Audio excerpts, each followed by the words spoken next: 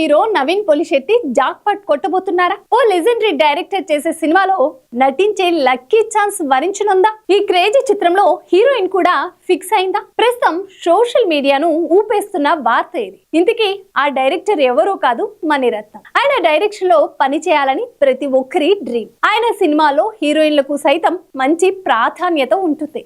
నిజంగానే నవీన్ పొలిశెట్టి మణిరత్నంతో మూవీ చేస్తున్నాడా? హీరోయిన్ గా ఎవరు ఫిక్స్ అయ్యారనేది ఈ స్టోరీలో తెలుసుకుందాం.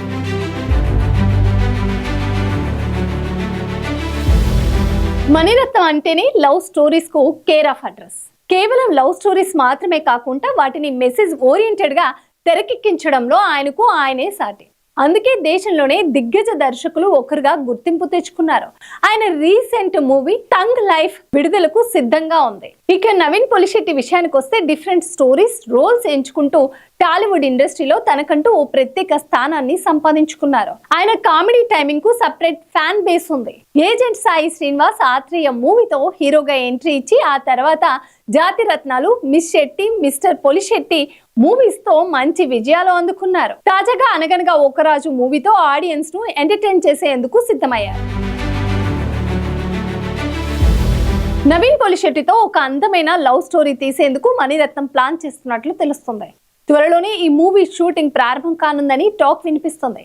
తమిళ్, తెలుగు భాషలో రూపొందనున్న ఈ సినిమాలో హీరోయిన్ గా రుక్మిణి వసంత్ నటించనున్నట్లు సమాచారం. తొలుత సాయి పల్లవి పేరు వినిపించింది, కానీ సడన్ గా రుక్మిణి వసంత్ పేరు తెరపైకి వచ్చింది. ఈ భామ సప్త సాగరాలు దాటి అనే మూవీతో తెలుగులో మంచి క్రేజ్ సంపాదించుకుంది. ఆ తర్వాత నిఖిల్ సరసన అప్పుడో ఇప్పుడో ఎప్పుడో మూవీ చేసినా అది బాక్స్ ఆఫీస్ వద్ద బోల్తా కట్టింది.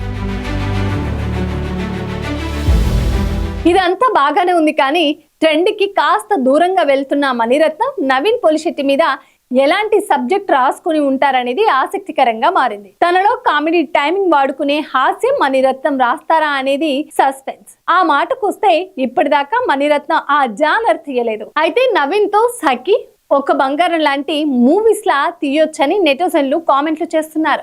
ఏది ఏమైనా ఇంత తక్కువ టైంలోనే నవీన్ పొలిశెట్టి బంపర్ ఆఫర్ కొట్టేశారంటూ మూవీ లవర్స్, సినీ విశ్లేషకులు కామెంట్స్ చేస్తున్నారు.